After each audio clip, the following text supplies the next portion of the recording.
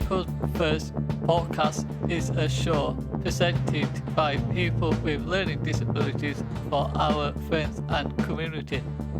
We talk about issues that are important to us and interview interest guests to find out new information. This is our way to make a difference.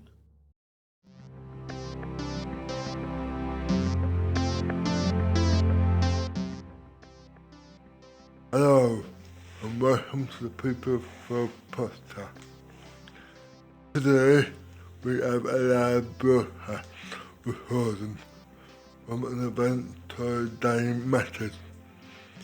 This was an event where we talked about dying, making plans for death and grief. At the event, our office team interviewed Mike, a retired palliative care consultant, about some of the questions we had that he could answer with aptitude. We hope you enjoyed our very first live broadcast recorded on stage at an event.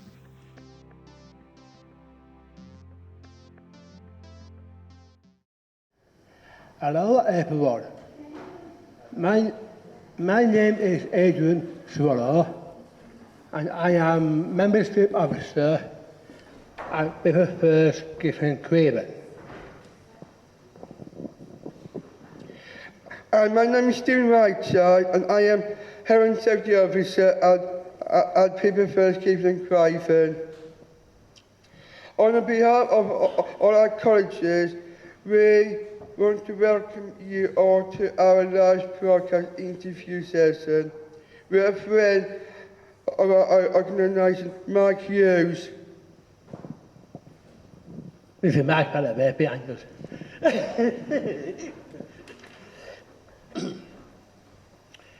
Mike is a retired palliative care consultant.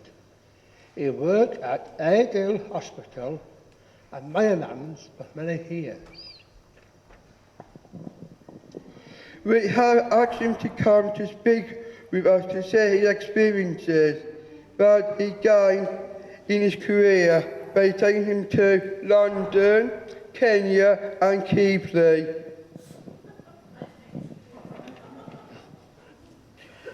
We also asked him to speak with us because he has a special interest in support the learning disability community. If you have any further questions for Mike, he is happy to talk with you in private. I hope you enjoy our live broadcast interview. When do you plan to die? No, thank you for asking me to come and be part of this question and answer session. As you've heard, I'm a retired palliative care consultant, and like the last speaker here said, my heart is now pounding, so I'm out of practice. But I was working it out. I was in palliative care for 30 years, so 300 people a year, that's about 9,000 patients and families that I've helped to care for, but not just myself, as part of a big team. It's very much a team business. But I keep on learning, and I'm even learning today. It's just been phenomenal how people are sharing their stories and teaching us how to talk about death and dying. So the first question was, when should you plan for dying? Well, I think we've heard the answer today is now. Because although we all know theoretically the life cycle that we're all going to die, none of us really expects it to happen to us, especially now, soon. And we really should be planning for the unexpected, although it should be expected. So the answer is now. But there's sort of two ways of planning. There's the theoretical planning, okay, I might die one day, what should I put in place? And then there's, oh dear, I've been told I've only got 6 months to live, or a close friend or a member of my family hasn't got long to live, what planning do I need to do then? I think for the first one, so many things have been talked about today, but the classic is writing a will. I'm a parent of someone with a learning disability, Finn, who's sitting next to me. He wanted to come. And I have to think what happens when I'm not here for Finn and start planning. And we haven't. We've done a bit of it. We've set up a trust, but there are other things we need to do. Everyone should be thinking about writing a will. Everybody could start thinking about their own funeral plan and what they would like in their funeral. Everyone should talk openly about death and dying with each other now, even that it's when it's safe, because it's not in the imminent future. Everyone, they talk about bucket lists, and we've heard today about living for today, because you never know what tomorrow is going to bring. So you can plan by living your life to its best at the moment, not knowing if you're going to be there tomorrow, but hopefully you will. And then you've got the situation where you're facing a end-of-life illness and what planning you need to put in place then.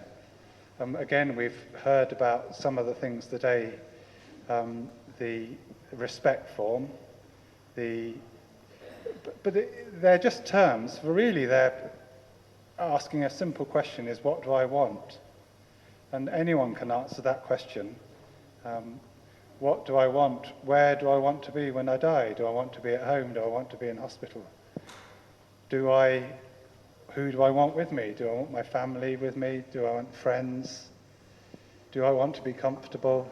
Do I want to talk about it at all? Because not everybody wants to talk about it. There isn't a right answer for everybody.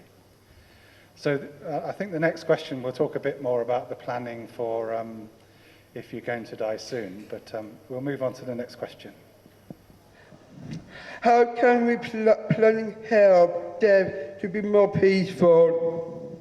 So how can planning help death to be more peaceful? With all my experience, I can genuinely say that planning usually helps to make things more peaceful. Trouble with planning, things don't always go as expected. I know people, lots of people have birth plans for when they're having children and they're going to be at home or in a bath and they end up having a cesarean section because you never know how things are going to work out. But there are things that can help make death more peaceful. And one is talking about it in advance with friends and family, carers, so that it's not a shock or a surprise, that you've had a chance to say the things you want to say as the person who's dying, and then people can tell you what they want to tell you. Hopefully it's good before you die. Then you can, with things like the respect form, you can say what sort of care you want. So if you don't want to die in hospital, then you might say, look, if I get very ill, I know I haven't got long, unless you really think it's going to make a difference, I want to stay at home. It may be that you don't want to be resuscitated, because often in a life-threatening illness, that resuscitation never works anyway, and all it does is end you up being in hospital. So it can be better not to be for resuscitation. You can involve people, your doctor, your nurses, your GP, the palliative care teams, so that they can put in a plan of care so that when you do reach a crisis at home, hopefully you'll be able to stay at home, and hopefully all the drugs, all the care package will be there ready to start to enable you to stay and to die peacefully at home. But obviously that doesn't always happen, because a lot of people do die in hospital and a lot of people die in hospices. And it is possible to die peacefully and with care in those places as well. And what's right for one patient is not right for another. So it's looking at the individual.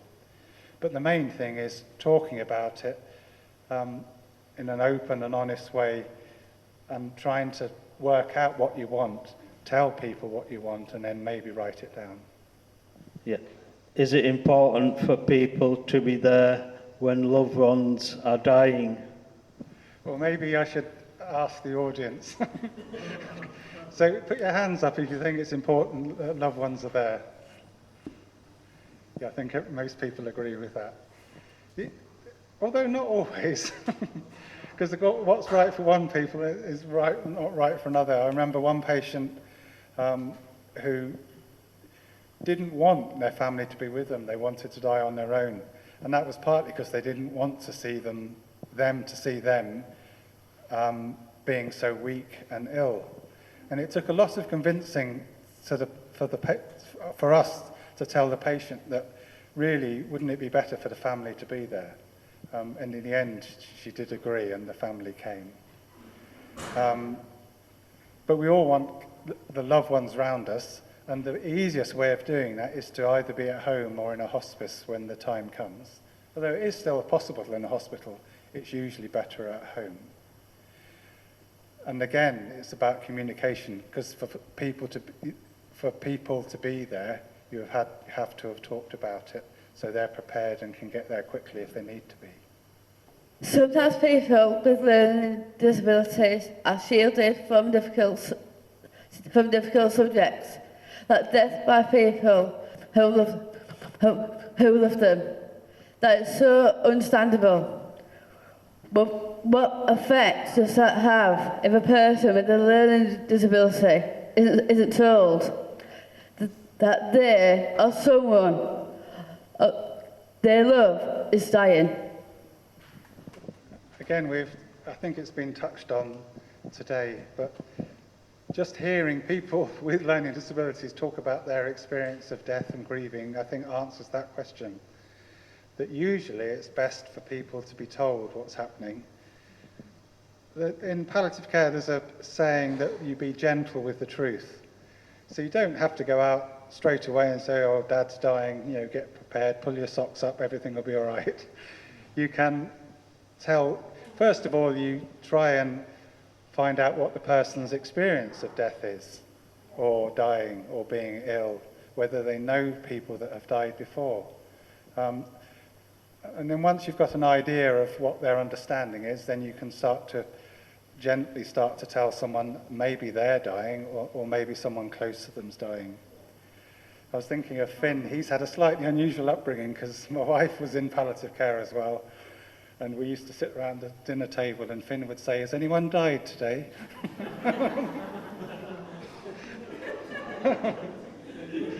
So Finn has talked about death, and we've always taken him to funerals.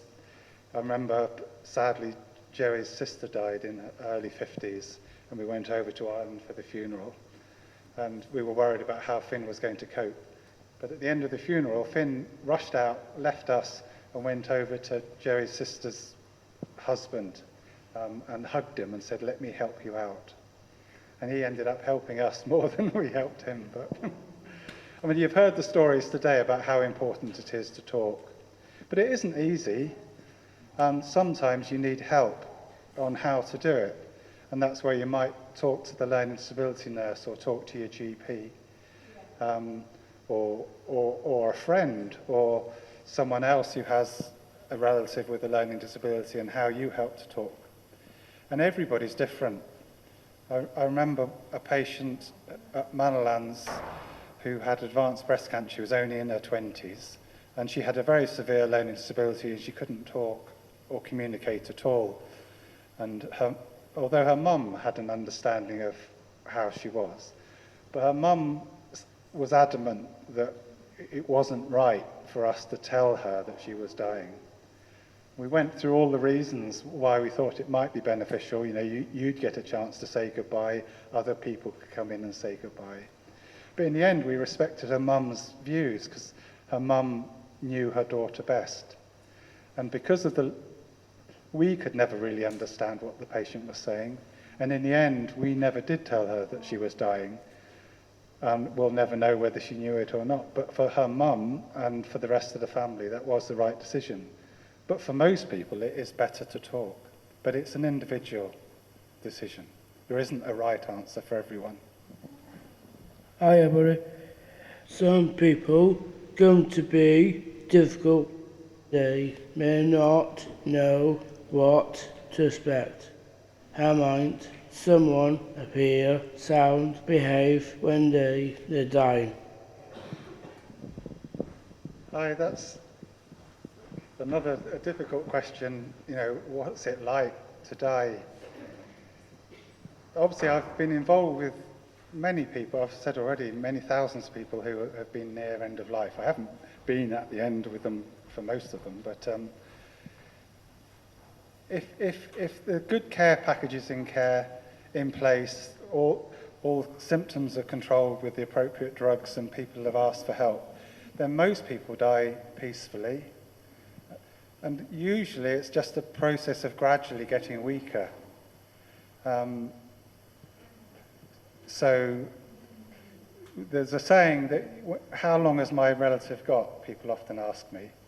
And I used to say, again, I never know the answer because unexpected things can happen. But usually if people are getting weaker over months, then you can say that they've got a few months to live. If they're getting noticeably weaker over weeks, then you might say they've just got a few weeks. But if you notice they're getting weaker day by day, then you know that they might be coming into the last few weeks or days of life. So people get weaker, they struggle to get out of bed, they eat and drink less, struggle to take their tablets, and at that point sometimes we stop tablets and give drugs in different ways. And then eventually they talk less and less until they sort of go off to sleep and stop talking. Then that process can take weeks, it can take days, sometimes it happens very quickly over a few hours. So you can't always predict exactly when it's going to happen. And very near the end, people's breathing can change, so you get noisy breathing. People know it as a death rattle. I don't know if anyone ever heard that. If you're looking after someone, you might. But it's not something to be frightened of because it's normal. It's just the person's lost control. And usually they're very comfortable and peaceful underneath. So most people just drift away quietly, peacefully, but sometimes need drugs to help them stay comfortable.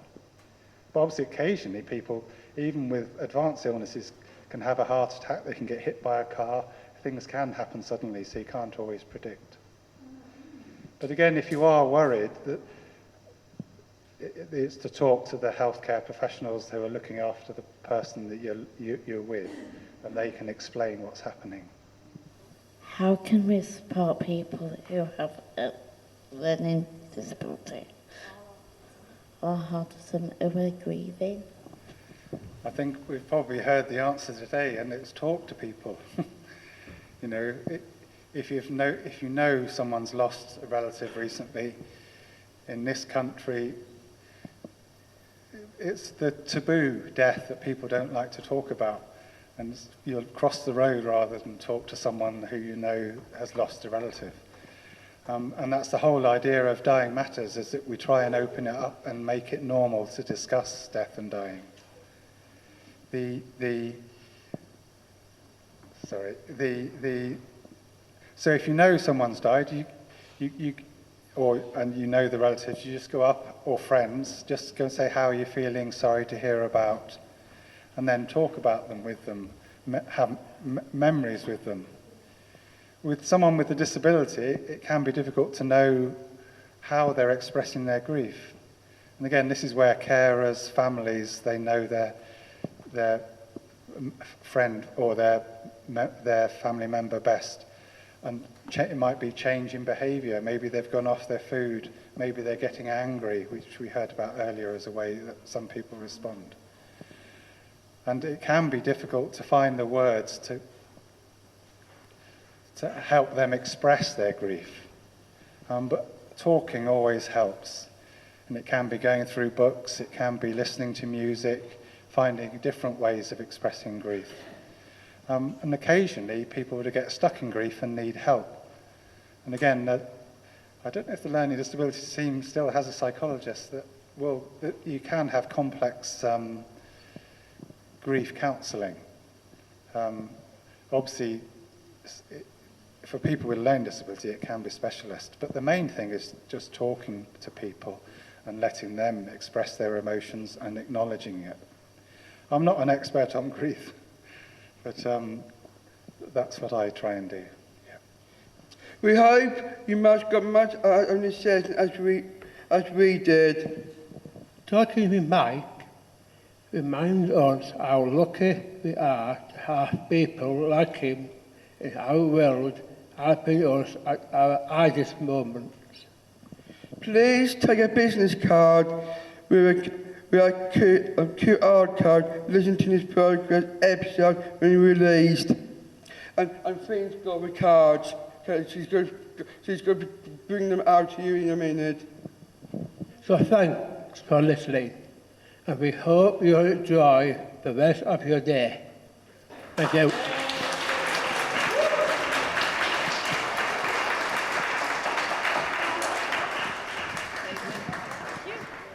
That was great, guys. What good questions, really. Perfect questions and very helpful answers. Thank you, Mike. That is all for the time we had at the event, but I think we would love to have Mike visits our studio for a part 2 to ask some questions that the rest of the broadcast team would like to know the answer to. A big thank you to our office team for covering the event, and thanks to everyone who made the event possible. We'll see you in the next episode. Remember to like, share and follow the show on Facebook, Instagram and Twitter. You can find us by searching for the People First podcast. Thanks for listening.